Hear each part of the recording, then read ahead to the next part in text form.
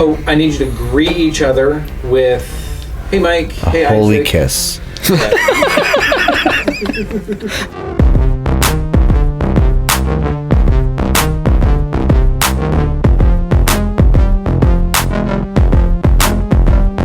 Problem solving and conversational and leadership skills. It's a safe place to make mistakes because we're gonna mess up, and it's that place to best way to learn is to do it and to make those mistakes and see, oh, this didn't work, let's do it this way.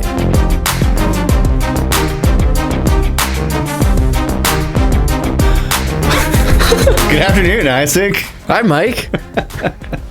I feel like it's been forever. No, you've been back every week, pretty much. Yeah, I think. It's been a couple weeks. Yeah, because you were there for Easter's. Isaac, I don't know. How do we do this? Isaac, I don't want to look at the camera, but you got to be one of the two first students I had who went off and pursued Bible college. You and Caleb. Caleb's also, we know, at a Central program, but doing it more like on-site, hands-on in Florida. And you came here to Central, 9.5 hours away from home, which I was like, when I went to college, it was 24-hour drive. 22 because, we were dumb and reckless driving, and we could do it in one night if we had more than one person. But I was also 24 at the time when I started school, so it was a bit less like of that same attachment. So how are you feeling? How are you handling that? It's been all right. I mean, because, well, I can call home, I can FaceTime home, and it's only 9.5 hours. I could do that in a day. I could do that overnight. Not the smartest thing, but excuse me. Yes, if you are going to drive overnight, be in contact with someone. My mom was not happy about that one. No, she wasn't. I remember. How are you liking school, man? I've been enjoying it here. It's a great place to grow.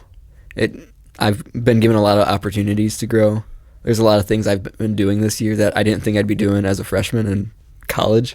Mm-hmm. Like with All the Earth, going to different churches, and we've been to Kentucky. We've been multiple churches in Missouri and Iowa, and just getting out, getting our hands dirty. So what's the furthest you've gone with All the Earth? Kentucky. Which was... What part of Kentucky? I mean, you know these parts. You grew up in Ohio. Yeah. It was past Florence, I think. Okay. I don't... It was the middle of nowhere, Kentucky, it seemed like. It somewhere in Kentucky? Yeah. Just kidding. Yeah. Sorry, Kentucky. I'm kidding. To get to the church from the house that we were staying in, it was a half-hour drive because it was all mountain, curving road. Okay. I had one of those in Illinois, but that's just because the person who was like housing us was kind of away from the church we were helping out. All right. But so, my buddy who I talked about in the thing, Kevin, when he came, he was going for youth ministry, which you're here going, which I did, but he like switched real quick. I can't do this. Are you still like, I want to do youth ministry? Oh, yeah. Yeah. There's more of maybe not youth ministry, but children's ministry, but Okay. it's still in that same realm. Mm-hmm. It's just a different audience. Yeah. Never mind. I don't want to say anything. I'll disparage children. No, I was kidding. I don't want to do that. No. I get you. I did children's ministry first out of college, and it's a lot of fun. Like, planning for VBS is terrible, but doing VBS is a lot of fun. And kids camp, kids worship is the best. Like, leading 4th through 6th graders, whatever, in worship, some of the best experience I ever had playing guitar. Because they have no shame. They get into it. They're not trying to be cool like when you're in junior high, Yeah. Especially when you're in high school. Like, yeah, they have no inhibitions. They will jump. They will turn around. Whatever you tell them to do, they're going to do it, and they're going to do it loud. So children's ministry is a blast. It is a blast. And you get to color. Yeah. I've had a lot of fun helping over at a first and second grade classroom for Sunday school over at Timberlake. At Timberlake with Mary Green, right? Or, she's over all of it, but I've been helping with Miss Diane. oh, okay. Excuse me. Which one is the one that like gave you like a big box or something? Your mom was telling That's me. Diane. Okay. What was in that? Like this, just this random. Here, Isaac. I guess you're cool. There was a lot of cookies, A lot of cookies. a lot of suckers, a lot of just candy items. Excuse me. Stuffed up. Yeah, I was worried about that before I like preached. I'm with you. Dude, I put, I don't know, some nose medicine to try and get it unstuffed. It didn't work. It's gonna be really gross. I hope I know. he cuts this. Yeah, And now because I've said that, he won't. I know. This is gonna front page. We're going on the website. All right, what was in the box? Cookies. Cookies, candy. There was I think there was a card game, and a lot of candy. So really, what you're And puppy saying chow. is, as a central student, make sure you're volunteering somewhere, Yes. and you get treated. Yeah. Yeah, I did my stuff at Timberlake. I volunteered with the youth group under Alan Todd, who was great and like a paragon of longevity. Like the dude was at the same church for 15 years in youth ministry, if not longer.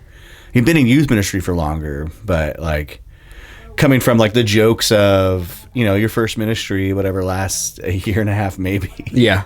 It was cool to see a guy who was like, my first church, I'm dedicating, him and his wife dedicated, they were going to be there for 5 years if they could, and or however long they did. They were like, we're not going to like find a better offer or do anything like that.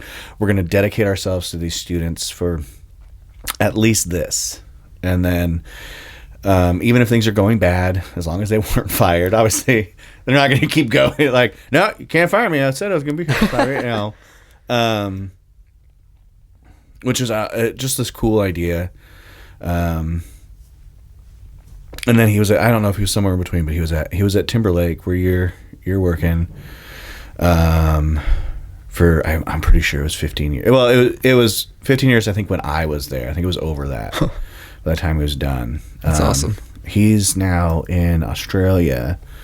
His kids all graduated and got married, and he's like, we're gonna go do missions work now. So him and his wife are in Australia, doing missions work. But it's fun to see like this chain of investment, and you've heard me preach about this before. Like whenever I talk about the early church and I talk about like the disciples having their disciples, and then we get to be a part of that chain. Yeah. To where the person who poured into me while I was here at Central 10 years ago, well, more than that, but 10 years ago when I graduated, or so, you're at the same church that he was at. You're at the same church where I got to learn like a lot of this hands-on experience under these same people. And, you know, I met you 4 years ago. Yeah. When I came to Ohio from Iowa, from originally Arizona, and just God like led me on this journey, and it was fun to just get to pour into you and Caleb and see you guys go off and join this. And not saying that if you don't go into ministry or go to Bible college that you're not part of that chain, because you still are. But because I have other disciples, you know, that sounds really arrogant. I have all these disciples, but no, I have other people that I've discipled who aren't. Yeah. But and they're still part of that chain. I'm talking with someone from the church in Iowa who is. We've now started meeting for a discipleship time, and he's doing this so that he can pour this out into his new family, his wife and his son. He wants to be able to have those answers, and then so they'll follow in him as that. And so we have this long chain going back to what we talked about this morning, the beginning of this church age. Yeah. It's awesome. And it's fun to see. It's fun to watch. It's great to be here and to talk to the teachers and just hear them talk about you. And you know, I don't want to inflate your ego. All good things, right? No. He's rambunctious. He's disrespectful. And no, of course, yeah. He has terrible taste in shirts. I worked very hard on this shirt. Did your mom help you with it? No. Did your mom pay for it? Did she know about it? Yeah, she knew about it. Do I owe her some form of recompense or up and comings? No. Okay. This is all me. All right. Did she give you the pictures? No.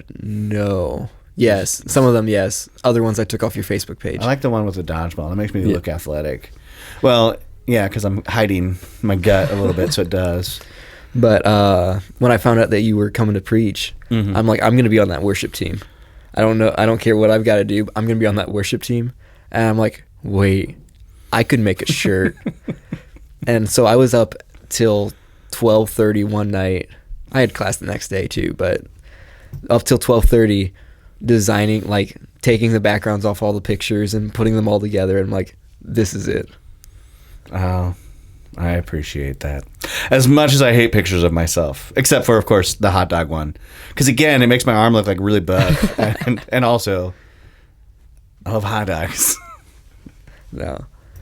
That one I got that one from Nikki. I couldn't find that picture anywhere. Oh, yeah. That's surely on Facebook. I couldn't find it. All right. Well, thank you. I feel honored to be on a shirt. I've always wanted to be on a shirt. You're on 2 shirts. I've got another one. A different one? No, it's the same shirt, okay. but it's still back at home. I'm gonna rip the sleeves off it. Wear it to work out in. Classic. Oh, who's that? Oh, that's my youth pastor. I almost wore the Faith is Like a Mustache shirt to this. It's in there. I think I have both of them in my bag. I lost my blue one. Dude, I don't know where it went. Still wear a small? Just kidding. Medium. No, we have an extra small one. Not extra small, an extra one of the small size. I could fit in a small. Okay. All right. So you're going to be an RA next year. When you sent me that message, I felt betrayed a little bit. No, I'm kidding. When I was here, I thought about it. But what are you most excited about being an RA? I would probably say being able to do the devos and just go through life with the guys, not just as a peer, but as more of an example. Doing the devos for the floor thrives or whatever it is, but being able to become that kind of leader. What does that process look like? So when I was here, we had devos every Wednesday, and someone would run down the hallway and be like, "Devos, get out of your room," all that stuff. But we had devos on I think it was Wednesday. We had you had to be part of devos. You had to go like set up chairs and stuff as a floor, but I don't even know if there's a rotation on that. But like, what is it still weekly? We do Thrive now on Thursdays. So we'll go to the stew and do worship. Okay. And Floor Thrives will go off to our separate areas and meet as a floor and do a devo and pray and do all that. But then we've also got Community Thrives, where someone comes in or a professor, someone talks and gives a devo there, and then we finish it with worship. And so instead of going off and doing our own separate Floor Thrives, we all just stay and join together. Yeah. Okay. But that's like, for the most part, the Thrive is weekly. Yeah. And then the big Unity Thrive is once a month, once a quarter, once a month about. Okay. All right. So then you come together for worship, which is cool. We didn't do that. Like, we would like occasionally have, every floor is going to have a youth minister, and every youth minister can at least throw together some chords, most likely, on a guitar. So, like, we would occasionally do that kind of stuff. We had a lot of musicians on the floor. Now I'll tell that story. But we had a lot of musicians on the floor. But that's cool that they've added that in, and you do it together, and then you separate kind of into your small groups. Yeah. Okay. Are you guys all doing the same devo, or each person's preparing their own? I devo? believe they're each like unique devos. It's an opportunity to, Like, but different topics. Different Like, topics, yeah. Okay, so you don't have to do the same topic as second floor laying. I believe so. Okay. I could be wrong, but Probably find that out. Yeah, I- like a couple months. yeah, I've got a couple months. No, it's an opportunity to be like, hey, we need to work on this. We need to work on more community. Don't be being super loud or whatever it is, because we're in this community. We want to strengthen as a community, not deteriorate each other's relationships because so and so is being really loud at midnight. I don't know. Which college tough a little bit, and there's some respect in like, hey, let's keep it here instead. But it's like some of that community happens loudly. Now, if your roommate is trying to sleep, don't be being loud in the room. But all right. But yes, you do have to rein in. That's why I would like push back against. All right, as well as here, I was very arrogant. No, that's not a wrong word, but just this is a wrong word. But yes, I don't know what that word is, so I don't want to talk about it. I hope he deletes this part. No, okay. But yeah, like you get to challenge them, and you get to see kind of what I have a notebook. I have it with me. It's got all the names of the students that I've worked with. I wrote it down during one of the CIYs. I was watching you guys all worship, and I wrote every student's name down and how I was going to challenge them. And you get to now kind of step into this role as a leadership thing. But you're going to be a sophomore doing this. Yeah. And what's going to happen, you're going to have some people who are older than you that aren't in that role. And you get to kind of figure out, how do I work in this role? They can help you, but you still organize this this challenging and this leading, and hopefully they help you continue to grow so that as the new people come in, you're firmly established as this leader. Yeah. Until you get married and have to move off campus. Yeah. That's what happens to RAs. That's why I became an RA, man. You heard it here first. I pointed where the camera's not pointing. Oh, yeah, I guess it is. All right. That's funny. No, that's what my joke was, because at the beginning of first semester when my dad's like, hey, you should apply to be an RA because that can help pay for college and help you develop those soft skills and all that. I'm like, no. I've seen everything that Ray has done and what he's had to deal with, and the multiple floodings on first floor. You guys have flooding still? Yeah. We've had... Like just from rain or something? Or from like clogs? From clogs. Yeah, we had a big one. So go on, I'll go. We had 3 first semester, and then 2 were clogs. I think 2 were clogs. One, I think the supply closet leaked or something and poured out a bunch of water, and then one this semester that happened. So it happens 3 when days you're partly ago. below ground. Yeah, it happened 3 days ago because on the whiteboard the days since flooding went back down to 0 and 1, and I think we're on day 2 or 3. So we had, and cut this out. I don't want this to be a deterrent for people coming. We had one. We only had one, but it was like a clog, and we were like, "Hey guys, let's stop using the shower because it's flooding." Yeah. You know? But we didn't think to go tell the people on the floors above us, and that water's only got one way to go. And so we're all like shoving towels under the door so like it doesn't seep into the rooms. And I remember deciding to like, I'm just going to grab all the towels and like wash them so they don't get terribly smelly. Yeah. And we didn't have free laundry back in the day. So if you do, you at least have free laundry to that's nice. take care of that. Now I'm going to figure out some barricade to put underneath my door. So if it does flood, It's anti-flood. It's anti-flood. I'm sure your dad could help you come up with something. Probably. Yeah. Although he's still got to come up with my chair organizer. He's still got to build that. Slacker. I'm kidding. He does a lot. He does a lot for the church. But after all of that, I told my dad, I'm not applying to be an RA. I don't want to deal with that. Mm-hmm. And then RA applications came out, and a week after they came out, I was texting my dad, I'm filling out an RA application. That's good. Yeah, he seemed very encouraged. Like, I mean, like, we didn't have a conversation about it, but he was talking about it in the background, and he seemed kind of glad that you were doing it.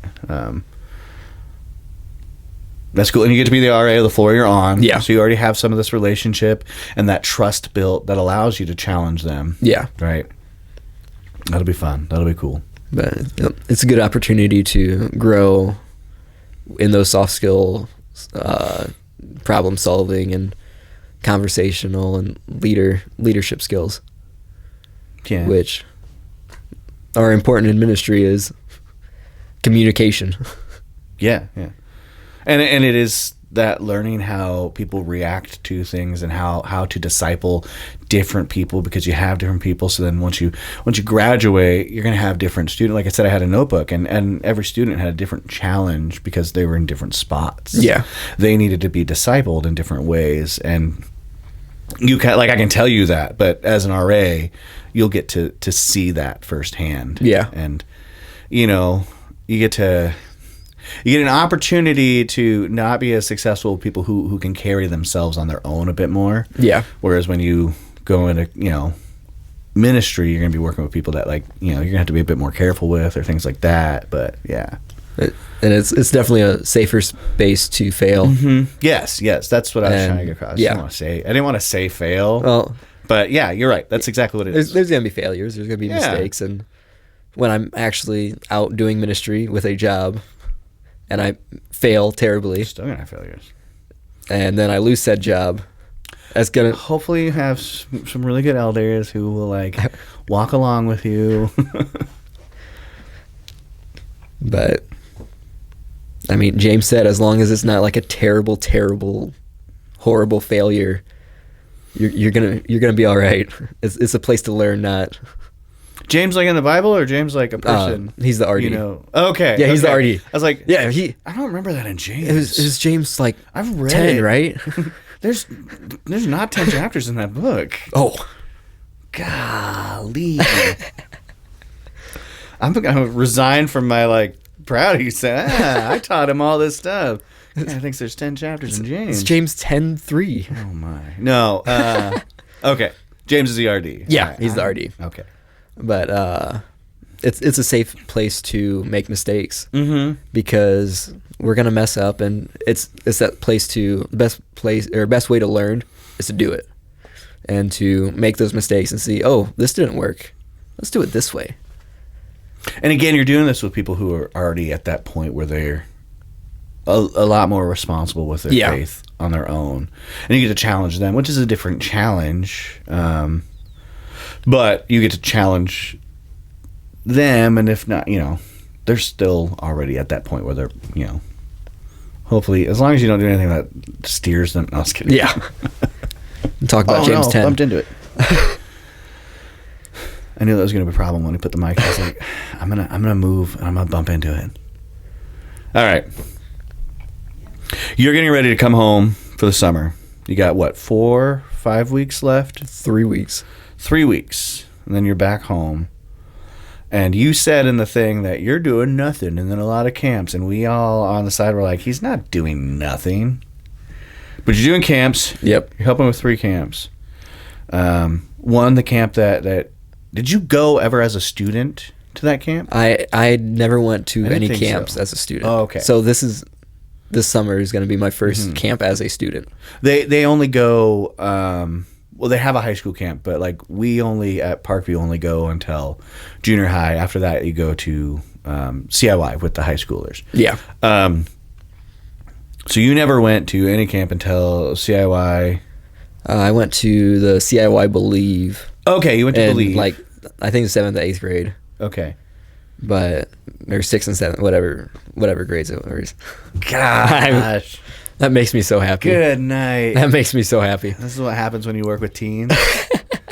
You look like an idiot when you're around adults. And you're also not ashamed of it. It's all right. That's the best thing when professors say 6, 7 in class.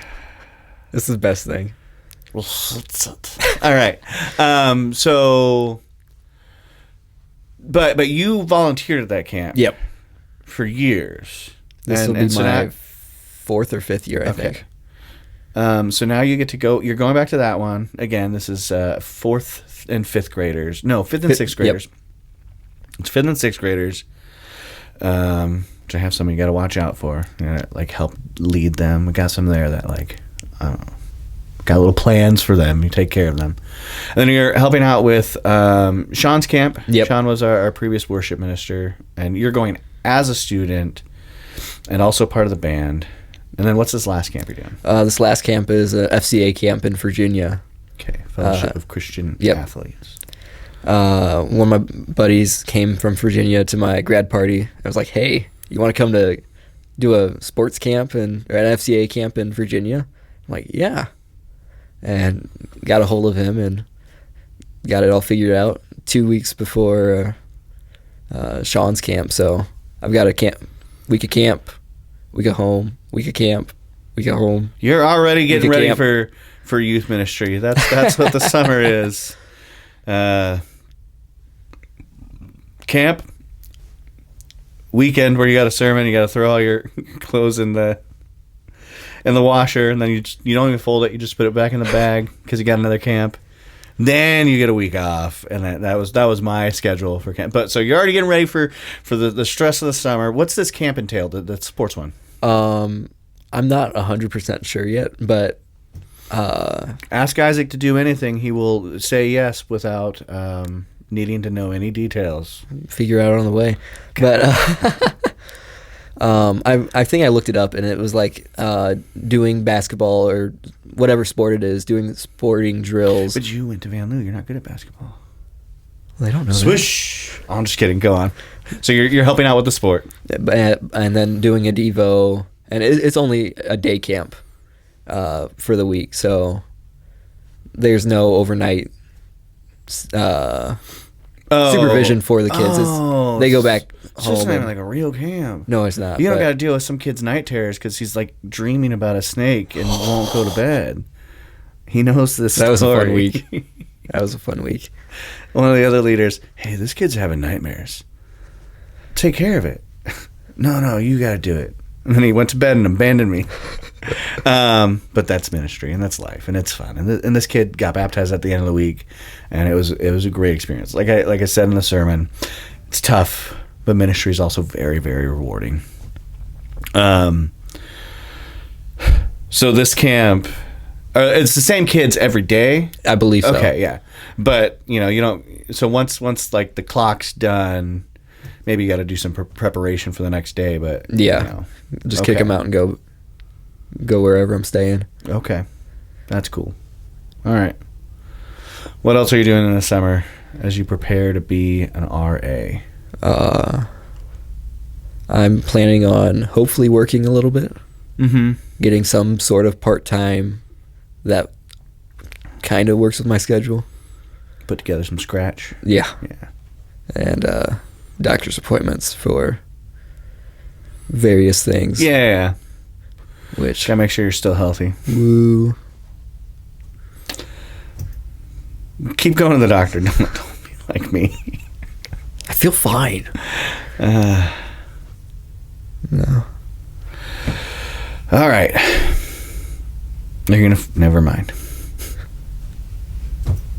Let's see. Next topic. You choose a topic. Golly. Well, how'd you find Central? How did I find? That's a great question. So I found Central. It's a long story. I don't want to tell it. I refuse. No. I don't know if I can tell this briefly. I wanted to go into ministry like very young age. I made my faith my decision, like, because I grew up in church. Was like I need to take this seriously. Like 8th grade year, I wasn't involved in youth group at all. At that point, I was sitting in church with my parents drawing Darth Vader or other things or anime characters on the bulletin. But I realized then I needed to take my faith seriously and went to a CIY event. My mom was like, hey, you want to go camp? And I was like, yeah. My sisters had never done it. I've never been to any camp before. And And so I went to CIY, and while I was there, just felt the spirit movement. I was like, I want to go to Bible college. Originally the plan was because I wanted to go to ministry. Yeah. That's when I learned guitar. I didn't know what I was going to do. I thought it was going to be youth ministry. Thought it could be worship. I have no idea. I knew that God was leading me towards ministry. And originally the plan was to go to a different Bible college in Kansas, which was Manhattan Christian College, because that's where all my leaders had gone. I wanted to be like them. But by the time I graduated, my dad was very like, you need to go get prereqs done. So I went to JUCO, but I had no interest in it, so had nothing driving me, and so I stopped going to class and ended up dropping out. Tried again later and kind of dropped out because I was working at a church on the event staff, setting up stuff for things, and they just kept kind of scheduling me during times that I was supposed to take classes and stuff. And I put my priority in the wrong spot. Anyways, it was good. It's how things were. But we at some point, so at that point I'm way past this period when I was going to go. But we had a guy come work as our intern, and he took over the college group, and at the time I was still in that age range. And his name was Garrett Shelp, and he had come to Central and ended up out in Arizona where I was working at Christ Church of the Valley. And I love the way he taught. I love the way that he knew the Bible. He was very relational. He's a great guy to hang around. And I was like, I'm pretty sure he's my age. He might have been a bit younger than me, but by a year or two. But it was just like, I want to learn. I want to go to ministry. We had the recession. I couldn't find, I had lost my job. I couldn't find another one because we were in that recession from the housing crisis. Yeah. And was just like, you know what? I'm going to go to school. I'm going to take out loans, but I'm not doing this following someone else's path anymore. I knew what I was supposed to do that summer between 8th grade and freshman year. So I was like, I'm going to Bible college. And he had come from Central. And I want to learn from him. He was that influence. I want to learn from the people that he learned from. And so I applied, had very little money left in my account because, again, recession and stuff. And I remember having to sign a check for which pretty much was the rest of what I had to hold my spot. Yeah. And then the next day, I ended up getting a job because my friend posted something on Facebook about she was frustrated with her employees. And I reached out. I'm like, well, you could always hire me. And I thought she was far away. I thought she was in a different part of the state. And she's like, no, I'm down here. Come in for an interview. So I got a job and was able to raise enough money to get out here. And it was just cool to see God provide and God lead. At the moment I stepped out in that faith.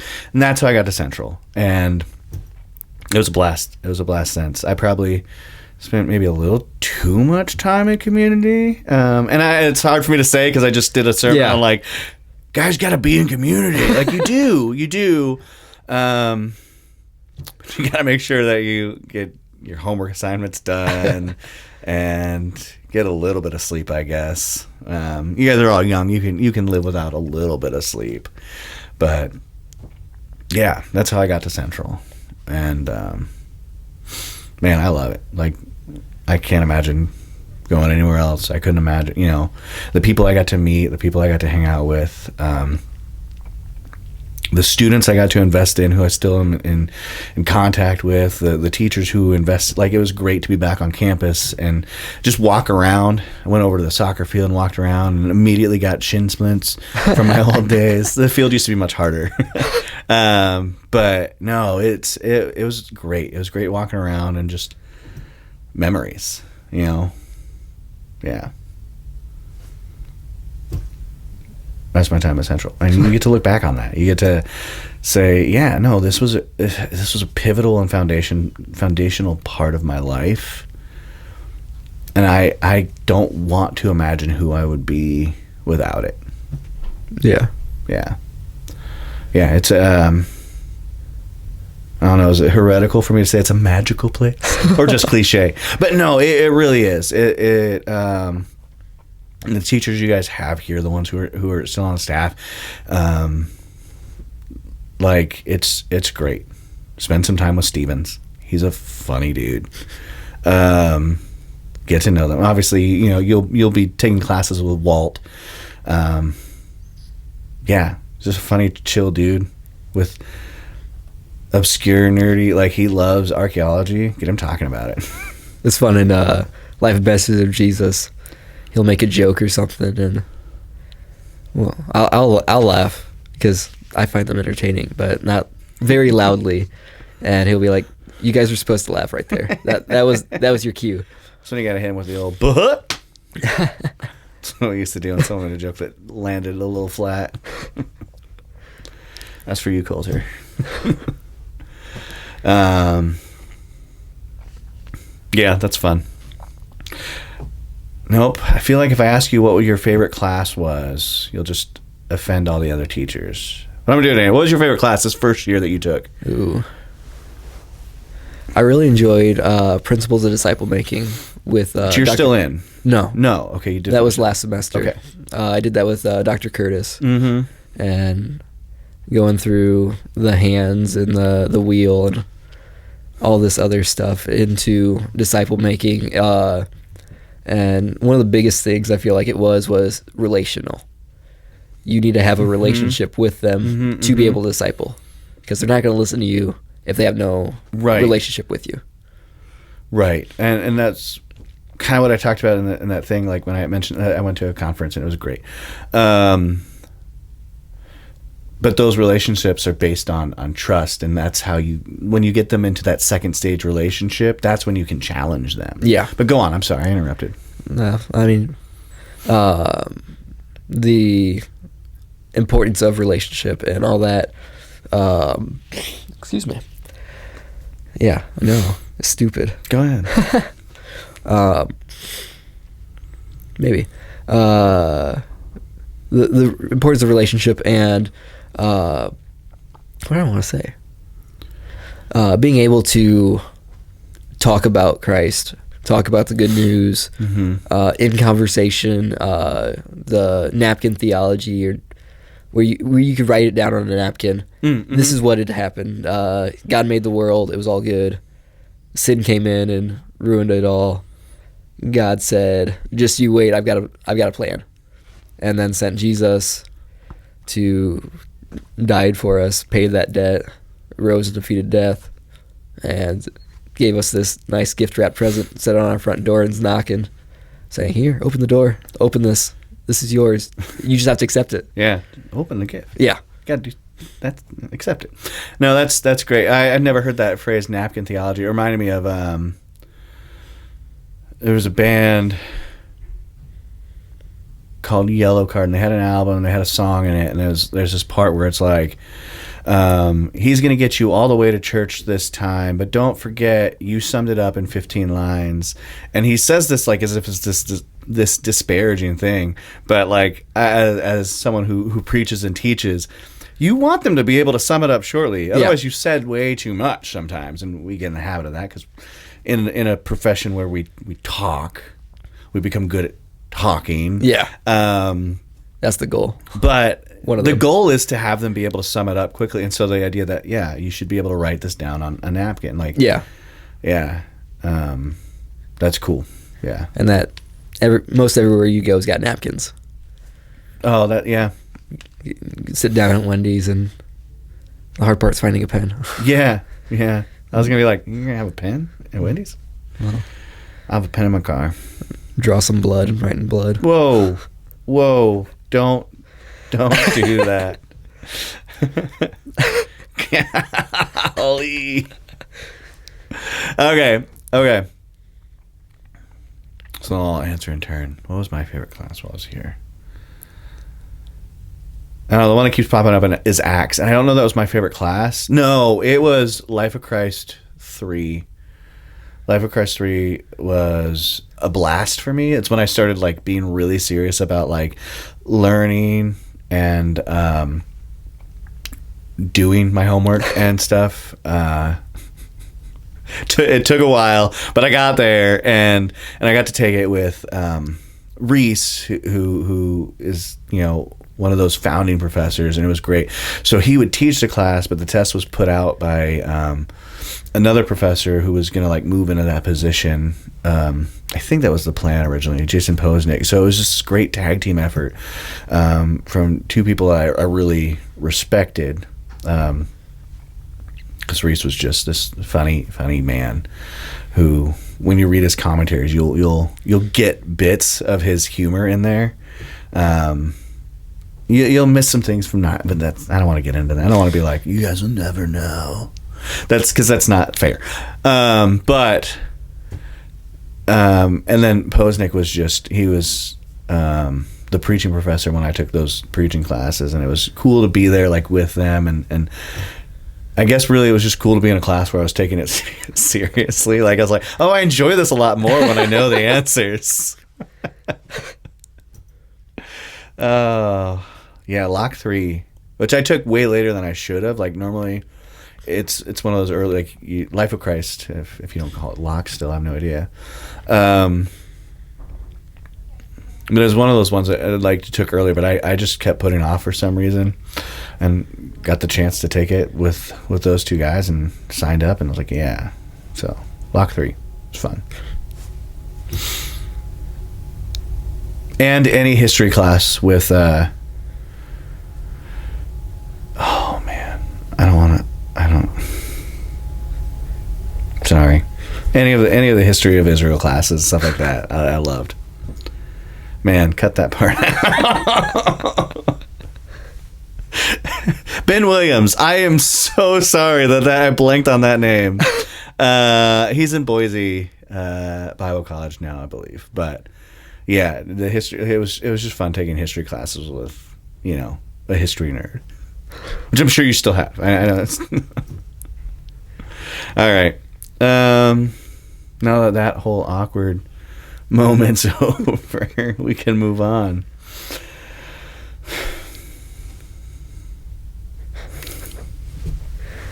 Jesus is wiping that clean too.